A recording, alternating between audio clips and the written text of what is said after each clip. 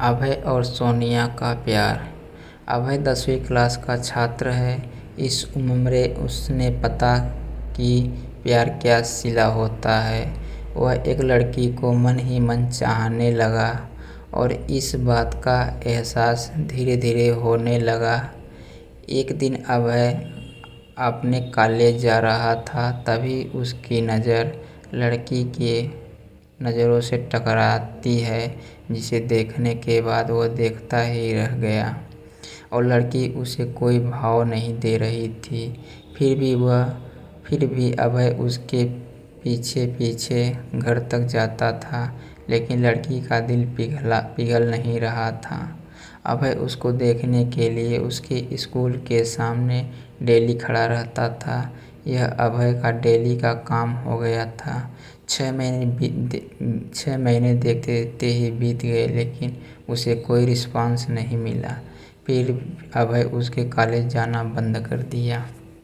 कुछ दिनों बाद वो लड़की अभय के लिए बेचैन होने लगी और उससे पूछती है, अब तुम मुझे देखने के लिए मेरे कॉलेज क्यों नहीं आते हो?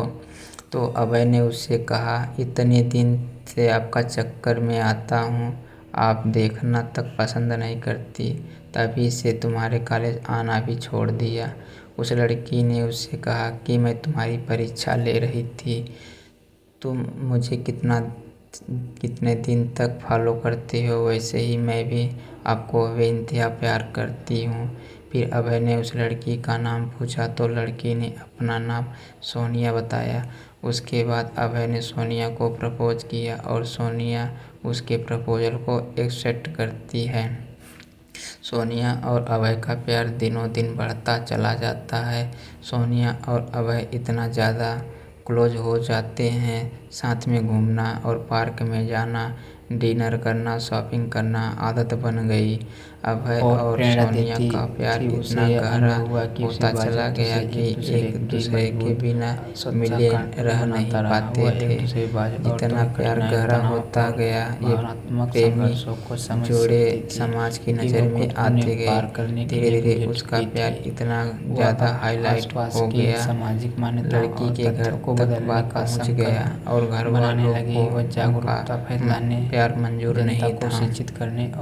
उस लड़की के घर वालों ने उसका कॉलेज जाना भी बंद कर दिया और उसका सेल फोन भी छीन लिए और घर से बाहर भी नहीं निकलने देते थे। एक तरफ सोनिया अभय के प्यार के लिए तड़प रही थी, उधर अभय सोनिया के प्यार के लिए तड़प रहा था। वो एक दूसरे के प्यार में इतने मजबूर हो गए थे, सिर्फ एक नज़र देखने के लिए तरस गए थे। और सोनिया के घर वालों ने उसकी शादी करने का प्लान बना रहे थे और यह बात सोनिया को पता चलती है तो सोनिया शादी से डायरेक्ट मना करती है और वो कहती है कि मैं शादी सिर्फ अभय से ही करूँगी, नहीं तो मैं अपनी जान दे दूँगी। यह बात सुनकर भी घर वालों को कोई फर्क नहीं पड़ता, से नहीं निर्भर करती। उसे मारने पीटने लगे और धमकाने लगे और अभय को मारने की धमकी दिए। तो इस कारण से शादी से राजी हो गई, लेकिन का संदेश उसके दिलो दिमाग में अभय ही था। उसके बाद सोनिया ने अभय को एक लेटर लिखा, जिसमें लिखा था, मेरे प्रिय अभय, मैं आपको छोड़ना तो नहीं चाहती, पर क्या करूँ, छोड़ना पड़ रहा है। हम पहले किसी से प्यार नहीं किए थे और पहली बार आपसे प्यार हुआ था। मैं आपको आज से नहीं, बहुत दिन से चाहती थी। कॉलेज तो एक बहाना था, मैं तो सिर्फ आपको देखने के लिए आती थी।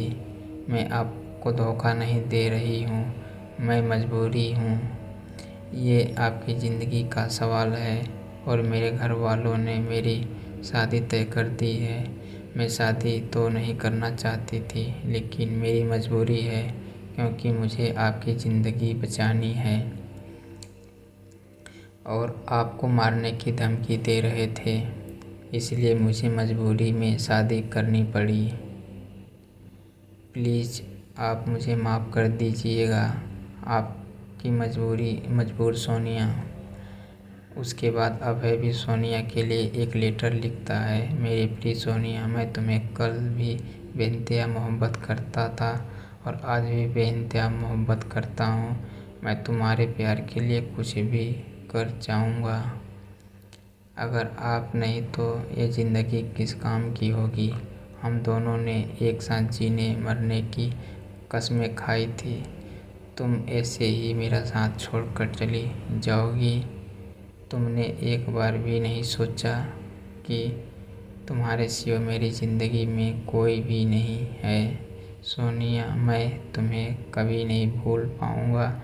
जब तक मेरी सांसें चलेगी तो तुम्हारे नाम से ही चलेगी। वो ज़िंदगी मुझे नहीं चाहिए जिस ज़िंदगी में तुम ना हो। सोनिया, जब से तुम बिछड़ गए हैं तब से तुमसे मिलने की बहुत बार कोशिश की, लेकिन तुम्हारे घर वालों ने मुझे मिलने नहीं दिया। सोनिया, मुझे लगता है कि मेरी ज़िंदगी में खुशी लिखी ही नहीं है। मेरी ज़िंदगी में तो सिर्फ आंसू ही आंसू लिखी है। अगर तुम मुझे नहीं मिली तो यह ज़िंदगी भी नहीं चाहिए। और तुम्हारी खुशी जिनमें हो उनमें मेरी भी खुशी है। यह मेरा आखिरी लेटर है। और सोनिया उसका लेटर लेकर रो रो कर पढ़ रही थी और उसी दिन उसकी शादी भी थी।